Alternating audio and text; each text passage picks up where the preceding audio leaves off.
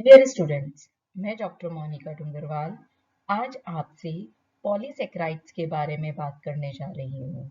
अभी तक हम कार्बोहाइड्रेट्स के वर्गीकरण में मोनोसेकेराइड्स और डाइसेकेराइड्स इन दोनों को ही समझ चुके हैं। तो आज हम बात करेंगे तीसरे की, जिसे कि हम पॉलीसेकेराइड्स कहते हैं। पॉलीसेकेराइड्स पॉलीसेकेराइड्स दो वर्ड के मिलने से बना हुआ होता है, दो शब्दों के मिलने से बना हुआ है, जिसमें से एक शब्द है पॉली और दूसरा वर्ड है सेकेराइड्स। पॉली का अर्थ होता है अनेक और सेकेराइड मैं पूर्व में भी बता चुकी हूँ मोनोसेकेराइड्स में और डाइसेकेराइड्स में कि इसे हम कहते हैं शर्करा, यानी कि अनेक शर्कराओं को हम क्या कहेंगे, पॉलीसेकेराइड्स कहेंगे। यानी अगर इसको परिभाषित करें तो इसकी परिभाषा होगी, जब तीन या तीन से अधिक मोनोसेकेराइड्स या शर्करा की इकाइयां आपस में जुड़ती है तो वह पॉलीसेकेराइड्स का निर्माण करती है। पॉलीसेकेराइड्स जो होते हैं वो जटिल कार्बोज पदार्थ होते हैं और जो पोषण की दृष्टि से इम्पॉर्टेंट पॉलीसेकेराइड्स है जो कि हमारे कोर्स के अंतर्गत आते हैं और आपको पढ़ने हैं, वह पहला है स्टार्च, फिर dextrin, then glycogen, cellulose, hemicellulose and pectin कहलाते हैं। तो सबसे पहले हम जो बात करेंगे वो करेंगे स्टार्च के ऊपर। बच्चों, इधर एक चित्र दिया गया है जिसमें पॉलीसेकेराइड्स लिखा हुआ है और यहाँ पर ग्लूकोज की 3 मॉलिक्यूल्स जुड़े हुए हैं। इस तरीके से और मॉलिक्यूल जुड़ते चले जाते हैं और आपके विभिन्न तरह के पॉलीसेकेराइड्स का निर्माण करते हैं। नीचे की तरफ पॉलीसेकेराइड्स में स्टार्च की एक चेन दी हुई है ना। ये जो मोनोसेकेराइड्स में मैंने आपको इनका रासायनिक सूत्र समझाया था, है ना, तो वहां पर आपको कार्बन के फॉर्म में, कार्बन हाइड्रोजन ऑक्सीजन के फॉर्म में समझने की जरूरत थी, पर अब क्योंकि ये सूत्र लंबे होते चले जा रहे हैं और इतना डिटेल में आपको नहीं जाना है, तो इस कार्बन को जो है हम एक मोती के समान गोला बोल दो या डॉट बोल दो, उसके समान से दर्शाते हैं, यानी इतने सारे carbon dot dot dot dot करके जुड़ रहे हैं। ये कार्बन की स्ट्रेट चेन चल रही है और इसके साथ बीच बीच में इसका डिवीजन होता जा रहा है और अन्य ग्लूकोज भी इसके साथ जुड़ते चले जा रहे हैं, सिंपल शुगर्स, है ना। तो आपको एग्जाम में ये स्ट्रक्चर याद नहीं रखना है, जस्ट समझाने के लिए है कि जब कार्बन हाइड्रोजन ऑक्सीजन जुड़ता है तो कैसे जुड़ रहा है आपको, पर ये चेन सिंपली जो है डॉट डॉट डॉट डॉट वाली, ये आपको पता होनी चाहिए। ठीक है, अब हम आते हैं सबसे पहले स्टार्च के ऊपर। जब हम स्टार्च की बात करते हैं तो स्टार्च जो होता है यह वनस्पति जगत यानी पेड़ पौधों से प्राप्त किया जाता है। पेड़ पौधे स्टार्च प्राप्ति का मुख्य स्रोत होते हैं। गेहूं, ज्वार, बाजरा, चावल, रागी आदि अनाजों में यह जो होता है 70 to 85% तक पाया जाता है। रूट्स एंड ट्यूबर्स, जिसे कि हम जड़ व तने वाली सब्जियां कहा था, इसके अंदर यह 20 से 35% तक पाया जाता है। और सूखे बीज, या हम ये कहते हैं कि जो पल्सेस होती है जैसे मटर, सेम, गंवारफली आदि में यह जो स्टार्च होता है, यह स्टार्च जो है करीब 40% तक उपस्थित होता है। जो कच्चे फल होते हैं बच्चों, जैसे केले का एग्जाम्पल हम लें, इसके अंदर जो स्टार्च होता है वह स्वाद में स्वादहीन होने के कारण से कच्चा केला हमें कोई स्वाद नहीं देता है, पर जैसे जैसे ये फ्रूट्स पकते हैं हमें स्वाद में मीठे लगते हैं। इसका कारण क्या होता है? क्योंकि इसके अंदर जो स्टार्च उपस्थित होता है वह धीरे धीरे, जो हमने सिंपल शुगर्स पढ़ी थी जिसके अंतर्गत दो पढ़े थे, क्या पढ़े थे, मोनोसेक्राइड्स और डाइसेक्राइड्स, जो कि मीठे होते हैं, जो कि पूर्व के लेक्चर्स में मैंने आपको बताया उसमें परिवर्तित हो जाते हैं। यानी कच्चे फलों में वो जो कार्बोहाइड्रेट है स्टार्च फॉर्म में है जो कि स्वादहीन है, और जैसे जैसे ये फ्रूट पकता चला जाता है और यह सिंपल शुगर्स या सरल शर्करा में परिवर्तित हो रहा है, यानी कि वह मीठे होते जा रहे हैं, इसलिए पके हुए फल हमें मीठे लगते हैं। पर जब हम इसकी बात कर रहे हैं तो बच्चों कुछ चीजें इसके विपरीत होती है।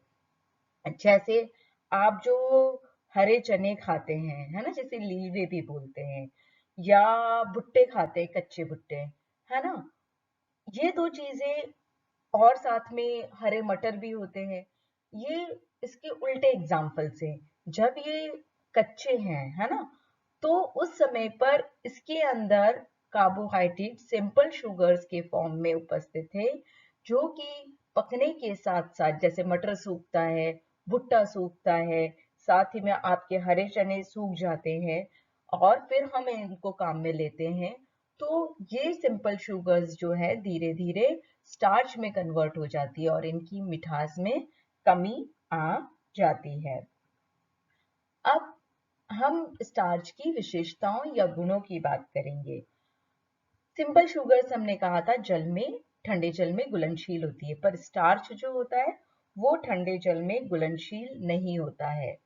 उसका एक फायदा ये होता है कि स्टार्च अघुलनशील होने के कारण से हमने कहा ये पौधों में संग्रहित रहता है ना, कि कार्बोहाइड्रेट का संग्रहित रूप है। जब प्रकाश संश्लेषण की क्रिया को समझाया था तब बताया था। तो संग्रहित रूप होने के कारण से जल में अघुलनशील है, तो यह पौधों में स्टोर किया जा सकता है। वहां पर जो जल उपस्थित है उसमें घुलकर बाहर नहीं निकलता है, और इसी गुण के कारण ये पौधों में संचयित कर पाते हैं।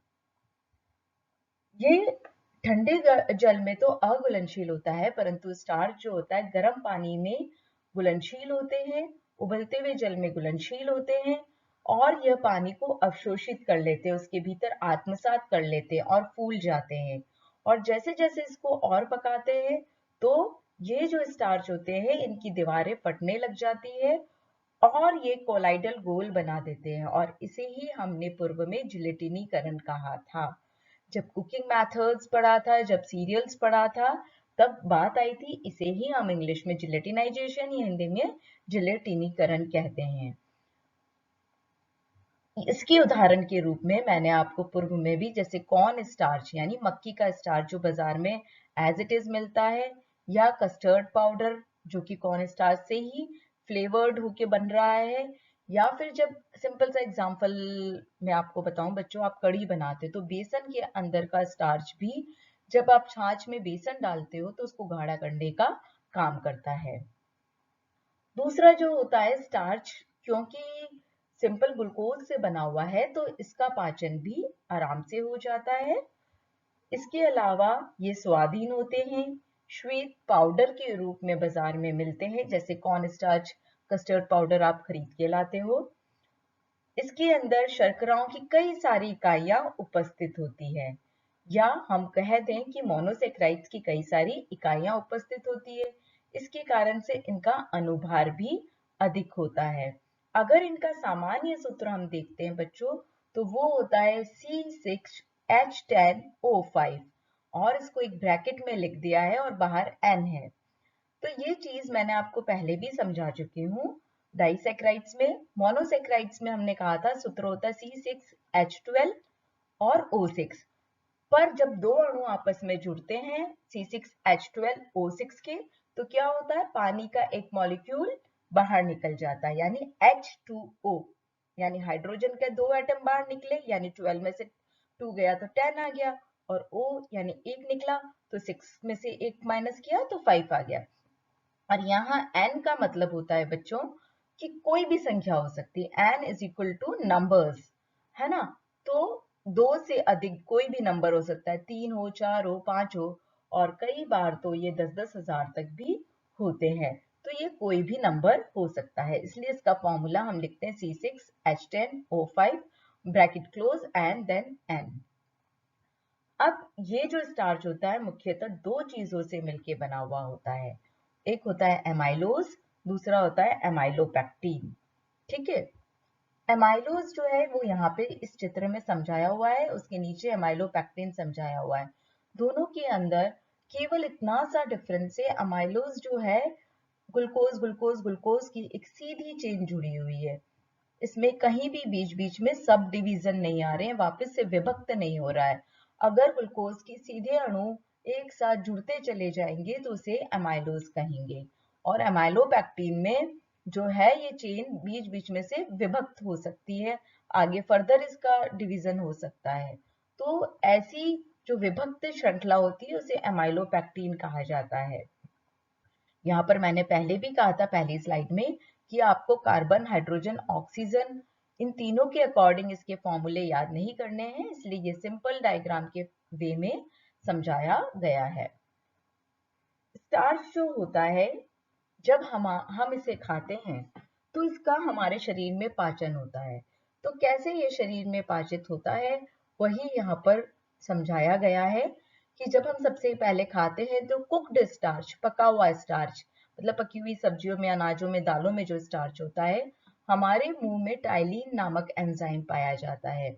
वह इस पे क्रिया कर रहा है स्टार्च पे और इसको डेक्स्ट्रीन में कन्वर्ट करता है।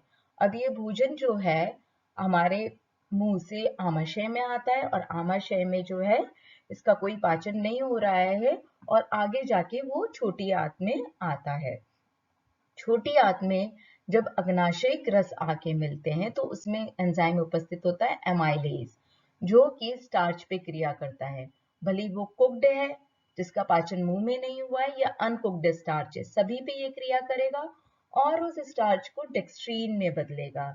ये जो डेक्स्ट्रीन होता है फर्दर वापस से जब इसके ऊपर एंजाइम्स क्रिया करते हैं तो यह माल्टोज में परिवर्तित होता है, जो कि एक डाइसेक्राइड से। और ये जो माल्टोज होता है पहले भी पूर्व में बताया है, इसके ऊपर माल्टेज एंजाइम जब क्रिया करेगा तो यह अपनी सबसे छोटी इकाई जिससे कि ये बना हुआ है ग्लूकोज, उसमें परिवर्तित हो जाता है। तो फाइनली स्टार्च का जो एंड प्रोडक्ट है वो बन जाता है ग्लूकोज, क्योंकि ये ग्लूकोज की कई सारे अणुओं के आपस में जुड़ने से बना हुआ होता है। अब यहाँ पर डेक्स्ट्रीन को बताया हुआ है, इसमें दो पिक्चर्स दे रखी है। एक पिक्चर में डेक्स्ट्रीन का पाउडर है, एक में जो मैंने आपको परिभाषा सीरियल्स में समझाई थी कि जब भी कभी हम स्टार्च को ड्राई हीट देते हैं, सूखा ताप देते हैं, जैसे रोटी का सेकना, रवे का सेकना, सूजी का सेकना, है ना, इसी तरीके से ब्रेड को जब आप सेक रहे हो तो ये स्टार्च जो होता है वह डेक्स्ट्रीन में कन्वर्ट हो जाता है और इस क्रिया को डेक्स्ट्रीनाइजेशन या डेक्स्ट्रीनीकरण कहा जाता है। और इस कारण से स्टार्च के कलर में चेंज आ जाता है, जो कि डिजायरेबल या वांछित परिवर्तन है, और साथ में इसकी एक पर्टिकुलर खुशबू आने लग जाती है जो मैक्सिमम लोगों को पसंद होती है। कलर भी पसंद होता है और खुशबू भी पसंद होती है, जैसे आपकी बाटी का सिकना, है ना बच्चों। तो डेक्स्ट्रीन जो होता है, अभी पिछली स्लाइड में हमने देखा था कि स्टार्च का जब आधा टूटता है, आधा टूटने से मतलब ये पार्शियली जब हाइड्रोलाइसिस होता है उस समय पर स्टार्च जो होता है या पॉलीसेकेराइड्स जो है वह डेक्स्ट्रीन में कन्वर्ट हो जाते हैं। तो ये बीच की स्टेज होती है, ना तो ये मोनोसेकेराइड्स है और हम इसको ऑलिगोसेकेराइड्स वर्ड्स भी यूज करते हैं प्रपोर्शन की दृष्टि से, क्योंकि ये क्लासिफिकेशन आपका अलग से नहीं आता है, मोनोडाई एंड पॉली आता है, इसलिए हम इसको किसमें याद करेंगे, पॉलीसेकेराइड्स के अंतर्गत डेक्स्ट्रीन को हमें याद करना है। और डेक्स्ट्रीन जो है वह आपका बीच का जो है कार्बोहाइड्रेट होता है जो कि डेक्स्ट्रीनाइजेशन से प्राप्त किया जाता है। जो अंकुरित अनाज होते हैं उसमें डेक्स्ट्रीन की मात्रा अधिक होती है। डेक्स्ट्रीन कॉर्न शुगर एवं कॉर्न सिरप में भी उपस्थित होता है। अब हम बात करेंगे ग्लाइकोजन की। ग्लाइकोजन, ग्लाइकोजन जो है ये भी एक तरह का पॉलीसेकेराइड से जो कि प्राणिज कार्बोहाइड्रेट कहलाता है, अर्थात ये पेड़ पौधों में पूर्णतः अनुपस्थित होता है। पेड़ पौधों में नहीं उपस्थित होने के कारण ही इसे प्राणिज कार्बोहाइड्रेट कहा जाता है। यानी पेड़ पौधों में स्टोरेज फॉर्म ऑफ कार्बोहाइड्रेट क्या हुआ, स्टार्च, जबकि मनुष्य और जानवरों में कार्बोहाइड्रेट का स्टोरेज फॉर्म होता है ग्लाइकोजन। ये जीवित प्राणी जो भी होते हैं उनकी मांसपेशियों और यकृत यानी कि मसल्स एंड लीवर में जाके स्टोर होता है। जब हम अधिक मात्रा में भोजन ग्रहण करते हैं तो पाचन क्रिया के बाद वह जो होता है ग्लूकोज में परिवर्तित हो जाता है। ये पूर्व में भी मैंने आपको बताया है कि हम कोई भी फूड खा रहे हैं, कार्बोहाइड्रेट तो स्पेशली ग्लूकोज में फाइनली परिवर्तित होगा, पर प्रोटीन एंड फैट्स भी फाइनली हमारी बॉडी में जाके ग्लूकोज में परिवर्तित हो जाते हैं। आपने खाना खाया तो क्या होगा, इसकी अधिकता हो जाएगी रक्त में खाना खाने के बाद में। जब ग्लूकोज की रक्त में अधिकता हो जाती है तो पहले बताया हुआ है कि हमारे अग्नाशय की बीटा सेल्स के द्वारा क्या निकलेगा, इंसुलिन हार्मोन। और इंसुलिन हार्मोन के कारण से ब्लड में जो ग्लूकोज का लेवल सामान्य स्तर से ज्यादा जैसे ही होगा, जो कि बताया था 80 to 100 ग्राम प्रति 100 ml ब्लड, वह सारा लेवल जो है ग्लाइकोजन में परिवर्तित हो जाता है। यानी जैसे ही अधिक मात्रा हुई, स्वस्थ मनुष्य के शरीर में यह इंसुलिन की उपस्थिति में ग्लाइकोजन में कन्वर्ट हो गया। और ग्लाइकोजन में जैसे ही वो आता है तो हमारे शरीर में स्टोर कर लिया जाता है। जब कभी आप व्रत करते हैं, आप कुछ नहीं खाते हैं, है ना, उस कंडीशन में बॉडी को एनर्जी की आवश्यकता पड़ती है। या फिर आप बीमार चल रहे हैं लंबे समय से और आप ओरली कुछ एनर्जी रिच फूड नहीं खा पा रहे हैं, या ट्रैवलिंग के दौरान आपने भोजन टाइम पे नहीं लिया है, उस समय पे जब शरीर को जरूरत है और आप कुछ ओरली या कह दें कि आप फूड स्टफ के थ्रू नहीं खा रहे हैं, तो रक्त में क्या होता है, उस समय पे ग्लूकोज की कमी होने लग जाती है। और ऐसी कंडीशन में जो ग्लाइकोजन होता है, अगेन वो ग्लूकोज में कन्वर्ट हो जाता है और हमारे शरीर को ऊर्जा देने लग जाता है। आपको पता है ग्लूकोज जो होता है वो सबसे सिंपलेस्ट शुगर है और इसका शरीर में कोई पाचन नहीं होता है और डायरेक्ट ऊर्जा देने का कार्य करता है। और इसीलिए जब आप कभी भी तुरंत ऊर्जा की या इंस्टेंट एनर्जी की शरीर को जरूरत होती है, उस कंडीशन में हम व्यक्ति को ग्लूकोज की ड्रिप चढ़ाते हैं या ग्लूकोज का पाउडर पानी में मिला के देते हैं। तो ये तो बात हुई बच्चों की जो ग्लाइकोजन है हमारे शरीर में स्टोर होता है। कैसे स्टोर होता है कि ग्लूकोज की जैसे ही मात्रा ब्लड में बढ़ी, that is converted to glycogen. और जब हमारे बॉडी को इस एनर्जी की रिक्वायरमेंट है, देन कन्वर्ट वापस से हो जाता है किसमें, ग्लूकोज के अंदर कन्वर्ट हो जाता है। अब स्वस्थ व्यक्ति के शरीर में जो है कितना ग्लाइकोजन स्टोर कर सकता है, हमारा शरीर जो होता है करीब 550 ग्राम तक ग्लाइकोजन को स्टोर कर सकता है ना। इस 550 में से करीब 350 हमारी मसल्स में रहता है और 200 ग्राम हमारे लीवर में स्टोर रहता है। यानी आपने कहा कि टोटल 550 ग्राम ग्लाइकोजन हमारे शरीर में स्टोर होता है ना बच्चों। और मैंने कहा 1 ग्राम जो कार्बोहाइड्रेट होता है वो 4 किलो कैलोरी एनर्जी देता है। तो जब आप इसको मल्टीप्लाई करेंगे 4 से, है ना, तो आएगा 2200 किलो कैलोरी, यानी 2200 किलो कैलोरी ऊर्जा आएगी। और ये एक स्वस्थ व्यक्ति के एक दिन की ऊर्जा आवश्यकता होती है। यानी हम ये भी कह सकते हैं जो ग्लाइकोजन है हमारे शरीर में एक दिन की ऊर्जा देने का कार्य करता है करीब, ठीक है, अप्रोक्सीमेटली, है ना। क्योंकि किसी की रिक्वायरमेंट ज्यादा है, कोई कम क्रियाशील है तो थोड़ा कम काम कर रहा है तो रिक्वायरमेंट कम हो जाती है, आवश्यकताएं कम हो जाती है। इसलिए अगर फर्दर वो व्रत कंटिन्यू रखता है, उपवास कंटिन्यू रखता है, नहीं खा पा रहा है, तो हमारे शरीर में जो फैट का स्टोरेज होता है, वसा का जो संग्रहित रूप है, जो हम वसा में पढ़ेंगे स्किन के नीचे एडिपोज टिश्यूज में, वसीय ऊतकों में, वह फिर ऊर्जा देने का कार्य करने लगता है।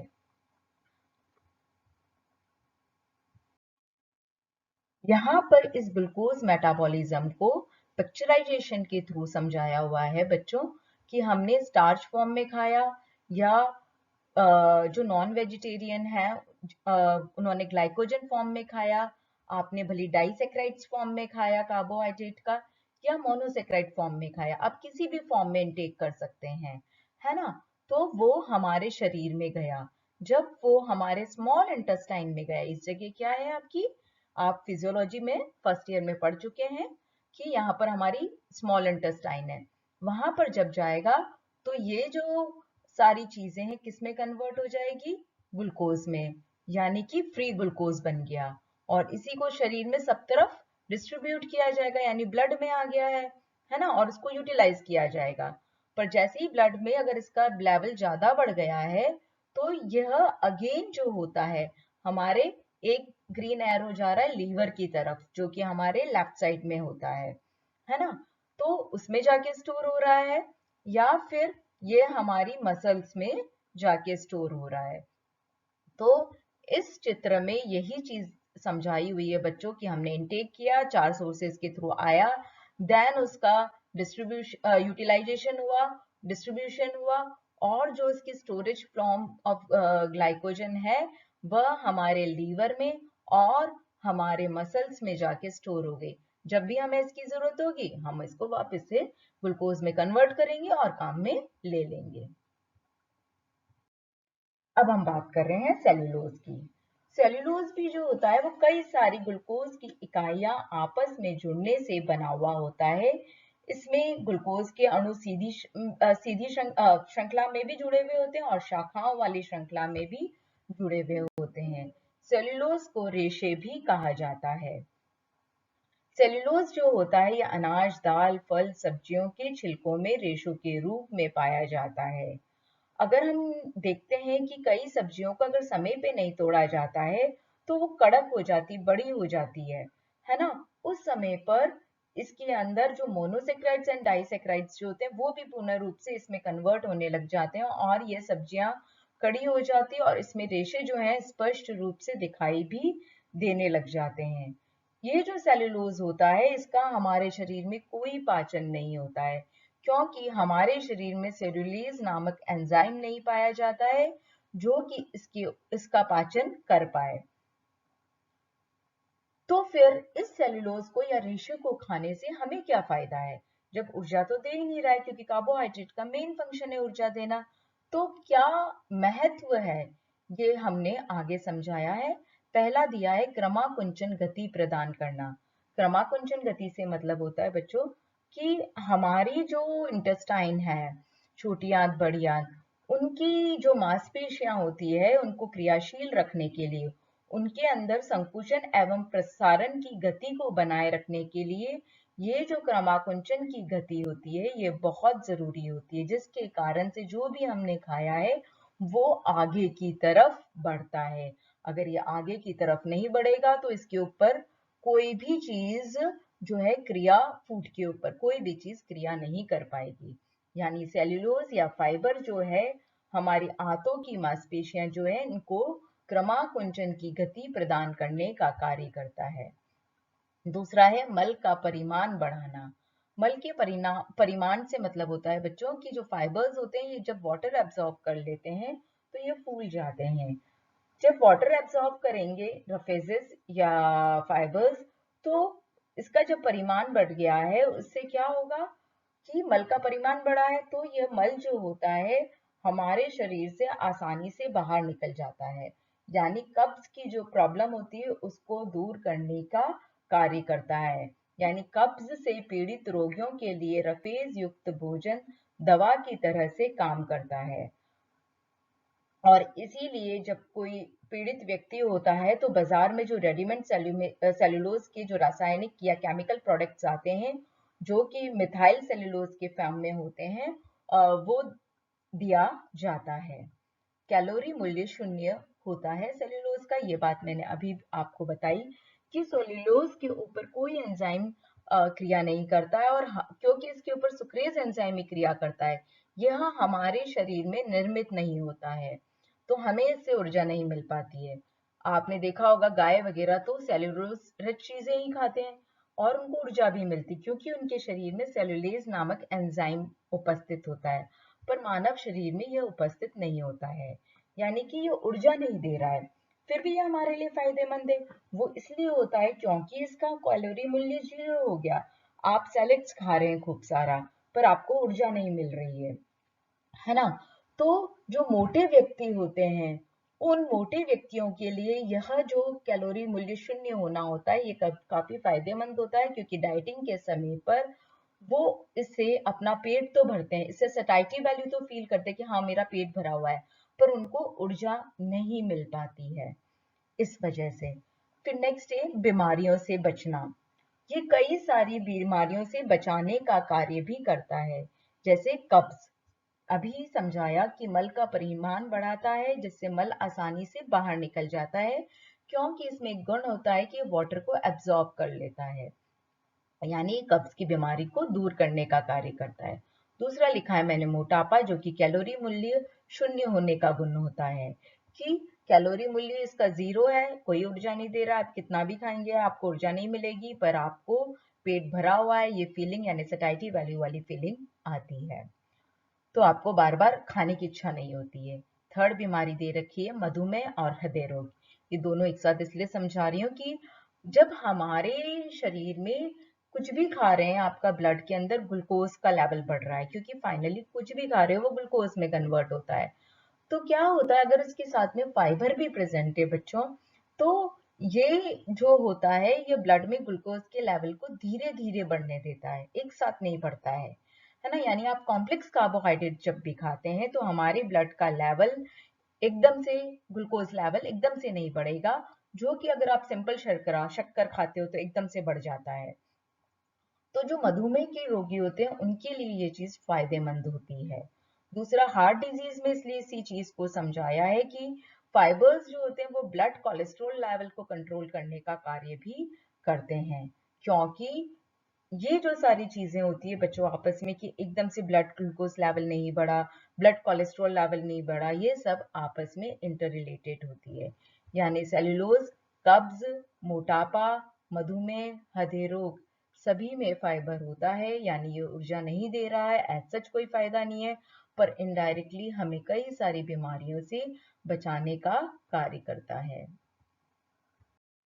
यहाँ पर एक डायग्राम दे रखा है बच्चों, जिसमें स्टार्च, ग्लाइकोजन और सेल्यूलोज, जो कि 3 इंपॉर्टेंट पॉलीसेकेराइड्स हैं हमारी डाइट के या पोषण की दृष्टि से हम कहते हैं उनको, एक लाइन डायग्राम से समझाया हुआ है। ये चीज पहले भी बता चुकी हूँ कि एमाइलोज जो होता है वो एक स्ट्रेट चेन हुई ग्लूकोज की, परंतु एमाइलोपेक्टिन में जो है ग्लूकोज की शाखित श्रृंखला पाई जाती, बीच बीच में से इसके सब डिविजन्स हो रहे हैं, है ना। ग्लाइकोजन जो है सेम एमाइलोपेक्टिन की तरह से संरचना होती है कि इसमें भी शाखित चेन पाई जाती है, इसमें एमाइलोज की तरह स्ट्रेट चेन कोई भी नहीं होती है। सेल्यूलोज भी सेम जो है आपका स्टार्च की तरह से, एमाइलोपेक्टिन की तरह से शाखित चेन तो होती है, पर इसके जुड़ने के तरीके में बच्चों इसका बंध कैसे बन रहा है, उसके कारण से इसका जुड़ने का तरीका केवल फर्क है, बाकी ये एक शाखित चेन ही होती है ना। इसमें कुछ अल्फा बॉन्ड बीटा बॉन्ड्स होते हैं, इस वजह से इसमें थोड़ा सा डिफरेंस जुड़ने में पाया जाता है। अब हम बात करेंगे हेमीसेल्यूलोज की। सेल्यूलोज के बाद हम हेमीसेल्यूलोज लेते हैं, जो कि पोषण पोषण की दृष्टि से इंपॉर्टेंट पॉलीसेक्राइड्स होता है। इसके अंदर जो है बच्चों आते हैं पेंटोसेज, हेक्सोसेज और यूरोनिक अम्ल। दाल एवं अनाजों के जो छिलके होते हैं उसके अंदर ये बहुतायत से पाया जाता है, अल्प मात्रा में ये सब्जियों में भी पाया जाता है। इसीलिए यहाँ पर चित्र में इस हेमीसेल्यूलोज को बताया हुआ है कि किसमें पाया जा रहा है। ये हेमीसेल्यूलोज जो होता है सेल्यूलोज की तरह से बहुत ज्यादा क्लियर पॉलीसेकेराइड नहीं है, परंतु यह जो होता है ये भी मोनोसेकेराइड्स के कई सारे अणुओं के आपस में जुड़ने के कारण से बनता है। इनका भी हमारे शरीर में पाचन नहीं होता है, क्योंकि इस पर एमाइलेज एंजाइम क्रिया नहीं करता है, परंतु हेमीसेल्यूलोज भी हमारे आंतों के स्वास्थ्य के लिए आवश्यक होता है। यह आंतों के भोज्य अपच पदार्थों के साथ मिलकर उसको परिमाण या हम कहते हैं भार प्रदान करने का काम करता है, यानी कब्ज की समस्या को दूर करने का काम करता है। अब हम नेक्स्ट और लास्ट पेक्टिन पे आते हैं। पेक्टिन जो होता है बच्चों ये पके हुए फलों में पाया जाता है, छिलकों में, छिलकों के जस्ट नीचे जो चीज पाई जाती है जो फ्रूट कहलाता है उसमें यह पाया जाता है। यह पैक्टिन जो होता है ये भी हमारे शरीर में पचाया नहीं जा सकता है, यानी इसका कोई कैलोरी मूल्य नहीं होता है, पर पैक्टिन का जो सबसे इंपॉर्टेंट रोल होता है वो फल उद्योग में होता है, और इस पिक में पैक्टिन को फलों के द्वारा ही समझाया गया है कि जब इस पैक्टिन को, पके हुए फलों में जो पैक्टिन प्रेजेंट होता है, जब चीनी के साथ और साइट्रिक अम्ल आपको पता है कि नींबू का सत होता है, के साथ मिला के जब पकाया जाता है तो ये जेली के रूप में जम जाता है है ना। जैसे यहाँ पर एक जेली बताई हुई है बच्चों, जो जेली के रूप में जम जाता है और ये काफी स्वादिष्ट होता है और बच्चे इसे काफी पसंद करते हैं और इसीलिए इसका उपयोग जैम बनाने में भी किया जाता है। मतलब जेली एंड जैम दोनों ही चीजें इससे बनाई जाती है और बच्चों के द्वारा काफी प्रयोग में लाई जाने वाली चीज है यह। यानी पैक्टिन जो होता है यह फल उद्योग कह दें हम, इसमें काफी लार्ज स्केल पर इसका यूज किया जाता है। इसके अलावा पैक्टिन का प्रयोग दवा निर्माण में भी किया जाता है। इसके साथ ही आज का जो हमारा टॉपिक था पॉलीसेक्राइड्स वो समाप्त होता है। इसके समाप्त होने के साथ हमारा कार्बोहाइड्रेट का जो वर्गीकरण था मोनो, पॉली और डाइसेक्राइड्स वह पूर्ण होते हैं। धन्यवाद।